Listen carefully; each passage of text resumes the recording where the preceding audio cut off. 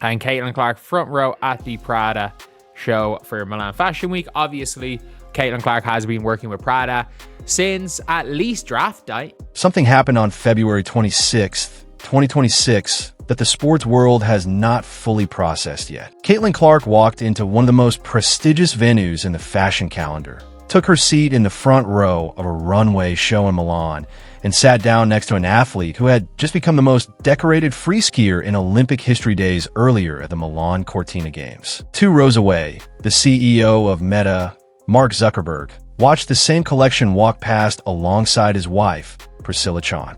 In the caption Prada published after the show, describing Caitlin Clark's attendance, they used one very specific word. Not guest, not attendee, ambassador. That single word changes every conversation about where Caitlin Clark is headed, and most people completely missed it.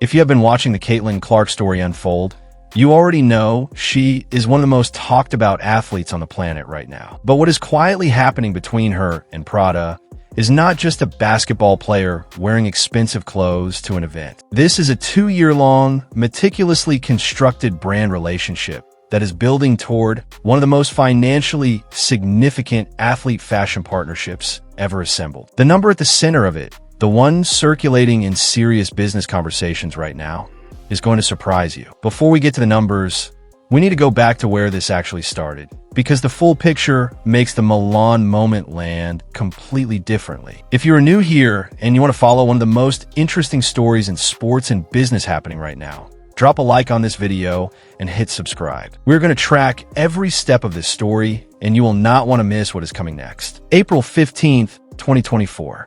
WNBA Draft Night, New York City.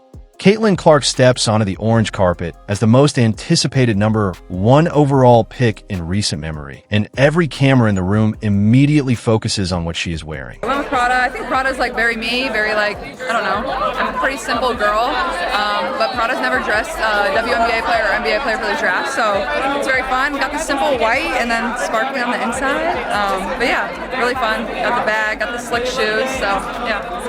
A white button-up jacket left open to show a shimmery silver crop top underneath. A white miniskirt, black pointed-toe slingback heels. A Prada bag completing every detail of the look. The total value of that outfit? Around $17,000. Now, that number alone would have generated conversation regardless of who was wearing it. A rookie walking into the biggest night of her professional life in $17,000 worth of fashion is a story on its own. But it was not the price tag that made this moment matter. It was what Clark said on camera when reporters asked about the outfit. She told them that Prada had never before dressed a player for the NBA draft or the WNBA draft. Not a single player, male or female, in the brand's entire history. This was the first time they had outfitted an athlete for either league's draft event, and Caitlin Clark was that athlete. Let that sit for a second. Prada, a brand that was founded in Milan in 1913, with over a century of history dressing some of the most famous and influential people on the planet, had never done this before. It chose to do it for the first time when Caitlin Clark walked into professional basketball.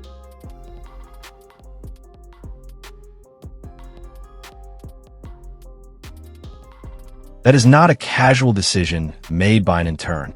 That is a very deliberate move by the strategic leadership of one of the most selective luxury houses in the world, who saw something in this particular athlete that gave them a reason to break a pattern they had maintained for more than 100 years. The public reaction was instant, and it was massive. Social media flooded with a specific phrase that spread faster than any advertising campaign ever could. People were not writing that Caitlin Clark looked good. They were not saying the outfit was well chosen or that she dressed appropriately for the occasion. They were writing that she is so Prada, as if the brand and the person were the same thing, as if the aesthetic, the energy, and the attitude were inseparable from the athlete wearing the clothes. That kind of organic cultural alignment is worth more to a luxury brand than any paid placement they could buy. Women's basketball fashion news, Caitlin Clark in custom Prada for a time event. The fact that it's simple, it's timeless, but the back makes it so special and interesting. Of course, high fashion. She's gonna be in a Prada campaign soon though, I promise. It's Prada, so obviously the silhouette is fantastic, but this dress feels so Caitlin in the style that we've seen from her. It's minimalist, it's classy, it's timeless. The back is a freaking moment. I love that, and I love that Prada did a custom look. Obviously, follow more women's basketball fashion news, but what do you think of this? It cannot be manufactured. It either happens or it does not. It happened, and Prada saw exactly what it meant. Clark's stylist, Audrey Girardin-Toth, did not treat draft night as a one-time event. It was the opening chapter of something much more carefully constructed, and the chapters that followed were just as deliberate. If you have spent any time watching women's basketball content online in the last 2 years, you already know that tunnel walk footage has become its own category of sports media. Athletes arriving at arenas in curated outfits is appointment viewing now for millions of fans, and nobody used that platform more consistently or more strategically than Caitlin Clark throughout her time with the Indiana Fever. Game after game, month after month, across 2 complete seasons, Clark arrived at arenas in Prada. Not occasionally, consistently. The consistency was the entire point. Sometimes it was a clean white tank and strappy cargo pants with the Prada triangle logo clearly visible. Sometimes it was a structured denim set paired with a classic black Prada nylon bag that has become one of the brand's most recognizable pieces. Sometimes the looks pushed further toward true high fashion territory, sharper and more architectural in a way that would look comfortable in any editorial spread. But the through line across all of it was always the same name. This was not a player grabbing whatever looked nice on the morning of a game. Audrey Girardin-Toth was constructing a visual story across an entire basketball season, and that story kept pointing back to the same brand. Every time a camera caught Clark walking into an arena in Prada, that footage traveled. It was reshared across social media. It was picked up by fashion publications. It was discussed by people who had never watched a single minute of WNBA basketball and had no intention of starting. The tunnel walk became its own media engine, and that engine ran without either Clark or Prada having to fund it directly. The numbers behind this are genuinely staggering when you think about them from a brand value perspective. Each viral tunnel walk clip delivers impressions that a luxury brand would spend millions of dollars to replicate through traditional advertising channels. And Clark's audience is not just sports fans. It includes fashion enthusiasts, lifestyle influencers, and casual cultural observers who follow her because she has become a genuine presence across multiple spaces at once. Every time she appeared in Prada during those 2 seasons, an enormous audience of people who had no prior relationship with the brand absorbed Prada as something current, relevant, and aspirational. That is a marketing function of enormous value, and it was happening entirely before any formal deal existed. The question of what happens when both sides can work together intentionally, with the full creative and financial resources of a major luxury house behind it, is the question that the fashion industry is already starting to answer. The invitation to Milan was the next step in that answer, and what Prada did with it was bigger than most coverage suggested. February 26th, 2026. The Fondazione Prada in Milan, one of the most architecturally striking and culturally significant venues in international fashion. The Fall and Winter 2026 Women's Wear show is about to begin, and the front row includes 2 athletes who represent, between them, a very specific vision of what accomplished young women in sport look like right now. On one side sits Eileen Gu, 22 years old. She arrived in Milan days after competing at the Milan Cortina Winter Olympics, where she added to her collection of medals and became the most decorated freeskier in Olympic history. She's also one of the most commercially successful young female athletes in the world, having spent years building a brand that operates across sport, fashion, culture, and business in a way that makes her genuinely valuable to luxury houses specifically because she refuses to be categorized by any single identity. On the other side sits Caitlin Clark, 24 years old, the #1 WNBA draft pick of 2024, the top scorer in NCAA Division I basketball history, Nike's newest signature athlete, and, as Prada confirmed in the caption accompanying their own social media post about the event, Prada ambassador. That word is the one that matters most in this entire story. Not guest, not attendee. Ambassador. In luxury fashion, ambassador carries a very specific weight. It signals a relationship with structure, intention, and mutual commitment behind it. It tells the industry that this is not a borrowed dress for a carpet appearance. It tells the business world that a formal arrangement exists or is imminent. And when Prada chose to use that word publicly in their own official post, describing Caitlin Clark at their Milan show, they were sending a very deliberate signal to everyone who knows how to read these moments. Now, the outfit itself tells a second story. Clark wore a striped, collar crop top paired with high-waisted khaki trousers and a Prada belt, a small black top handle bag, brown aviator sunglasses, an oversized gray wool coat draped over her shoulders, and a pair of cocoa brown suede pointed toe pumps. Those pointed toe heels, the same silhouette she wore on the orange carpet at the draft in April 2024. That callback was not an accident. It was a deliberate narrative choice made by the people building this visual story, drawing a direct line from the night Caitlin Clark entered professional basketball to her first front row seat at a major Milan show 2 years later. Continuity communicated through fashion, a story told entirely without words. The room made the moment even more significant. Mark Zuckerberg and Priscilla Chan were seated at the same show. When the CEO of one of the most powerful technology companies on earth is in the same venue as a 24-year-old basketball player, and Prada has officially called that basketball player their ambassador, the cultural weight of what that room represents is difficult to overstate. This was not the peak of the Clark and Prada story, not even close.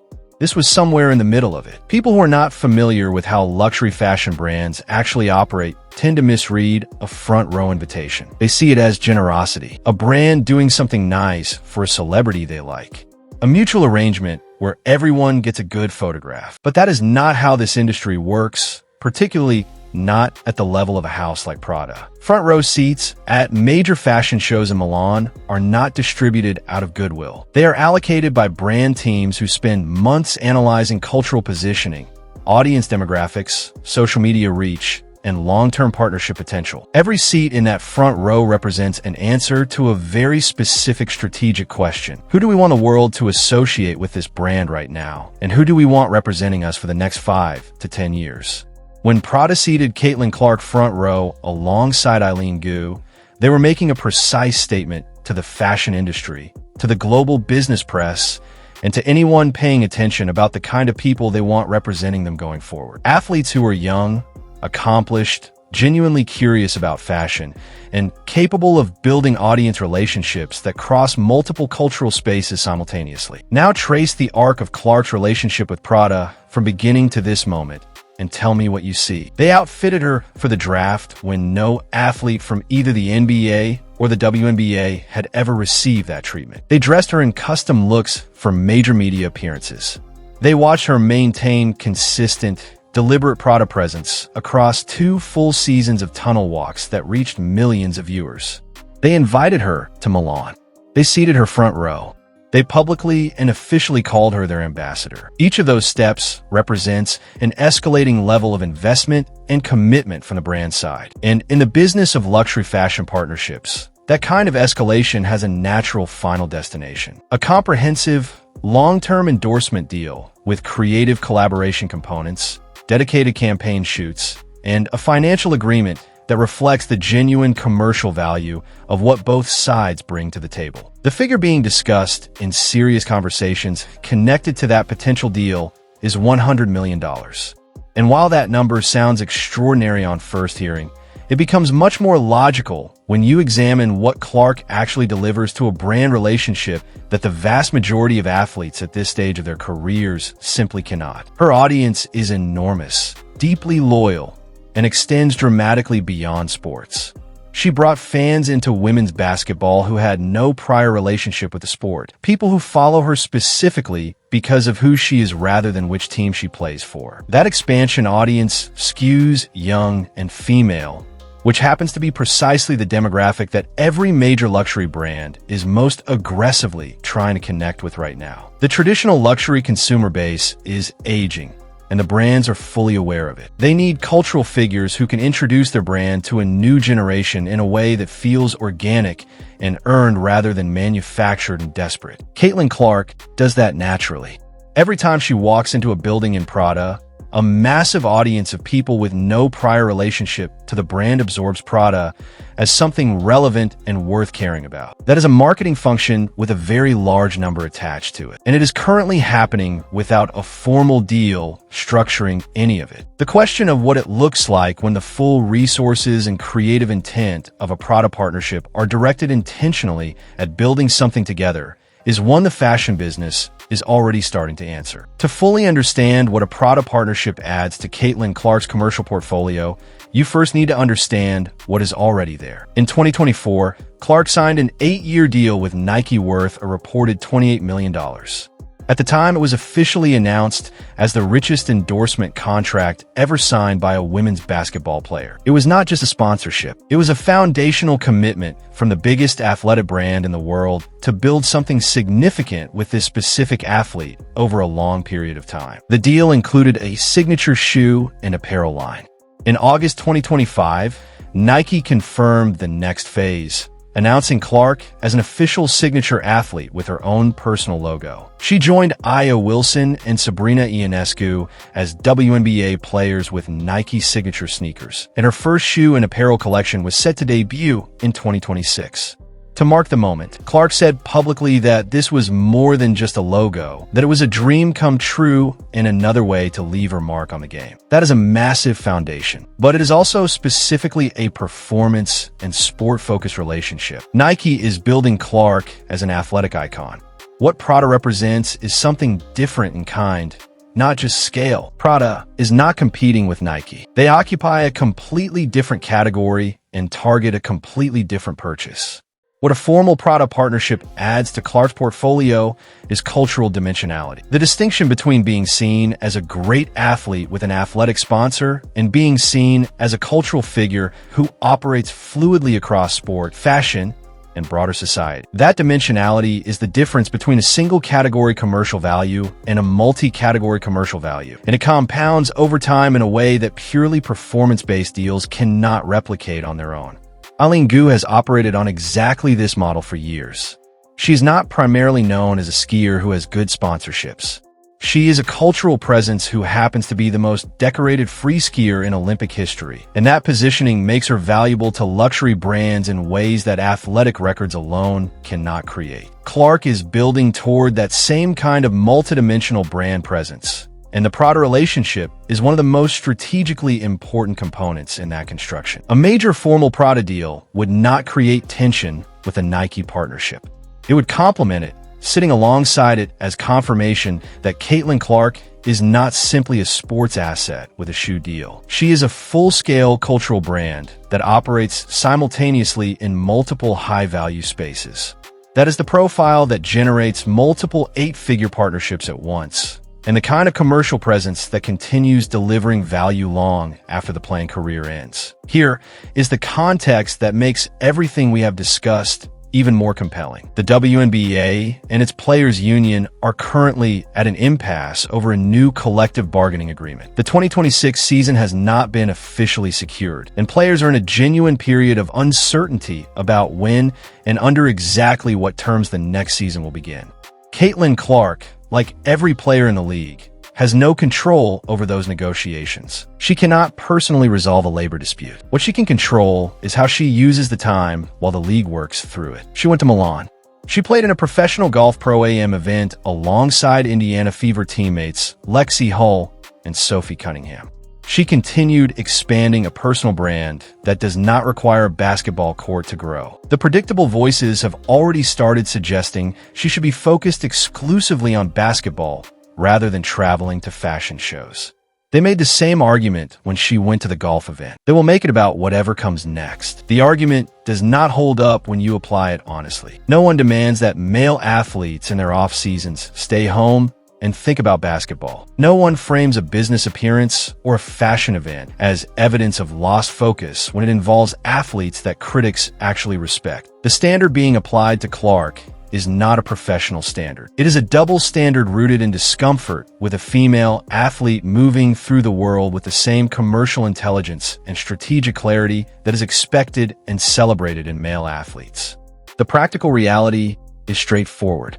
Professional athletic careers are short. The window during which an active player can command the platform, leverage, and cultural visibility required to build major brand partnerships is finite and valuable. The athletes who understand that truth early and act on it consistently during their playing years are the ones who finish their careers with genuine financial security and lasting relevance. The ones who wait until retirement to begin thinking about brand building often find themselves starting from a position of significantly diminished leverage. Clark is not waiting. She is 2 years into a brand construction that is already valued at a level most professional athletes never reach in their entire careers. The Milan trip was not a detour from basketball. It was a deliberate investment in the years after basketball, made during a window that the sport itself opened up. That is not a loss of focus. That is an exceptional clarity of vision about the full scope of what she is building and why every moment of that construction matters. Let us zoom out one final time and look at the larger picture, because what is happening between Caitlin Clark and Prada is not only a story about one athlete's brand. For most of professional basketball's history, female athletes were largely invisible to luxury fashion brands as serious commercial partners. The relationships that did exist were performance-focused and sportswear-oriented. High fashion houses treated women's sports as a secondary consideration, if they thought about it at all. The front row seats, the ambassador titles, the campaign shoots, the creative collaborations, those went primarily to male athletes from leagues with larger television contracts and longer commercial histories. What Prada is doing with Caitlin Clark is different in kind, not just in degree. They are not treating her as an interesting novelty or a charitable gesture toward women's basketball. They are treating her as a genuine luxury brand asset, worth the full weight of their brand prestige, worth a long-term strategic investment, worth the official ambassador title used publicly in their own communications. That reflects a serious calculation about commercial return, not goodwill. The fashion industry is watching this closely. When a brand with the cultural authority and selective reputation of Prada makes this kind of move this publicly in the direction of a WNBA player, it sends a signal to every other luxury house that the commercial calculus around women's basketball has fundamentally changed. The audience is there. The cultural resonance is real. The athletes themselves have the taste, the sophistication, and the individual brand strength to carry these relationships with full credibility. Other brands will follow where Prada has led. The athletes who have already established themselves in this space will be positioned best to benefit from that shift. And Clark, having been at the front of it since draft night 2024, is positioned better than anyone. Step back now and look at the full arc of what has been assembled in just 2 years. April 2024. A 24-year-old walks onto an orange carpet in a $17,000 Prada outfit that has never been done before in the history of either draft. She says it out loud. She wears it like she completely understands what the moment means. 2 full seasons of consistent, intentional Prada styling follow, building millions of impressions and genuine cultural momentum without a formal deal in place. Then, February 2026. Milan, front row. The most decorated freeskier in Olympic history on one side. The CEO of Meta in the same room.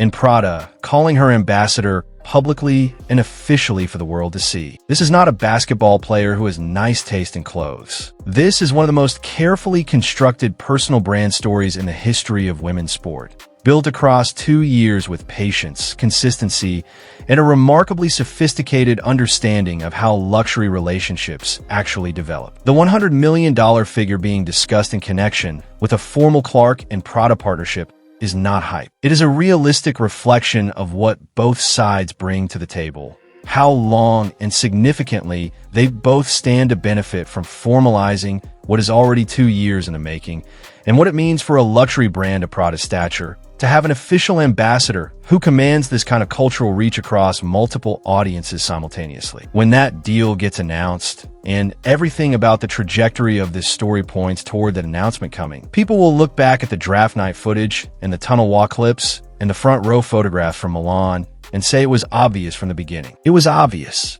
Caitlin Clark just made sure to build it one Prada moment at a time. What do you think this partnership goes from here? A signature Prada and Caitlin Clark collection? A campaign that reshapes how luxury brands approach women's sport entirely? Drop your prediction in the comments because this conversation is just getting started. And if you want to stay on top of every development in Caitlin Clark's off-court story as it unfolds, subscribe and hit the notification bell right now so you never miss a video. This story is nowhere near finished, and the next chapter might be the most significant one yet.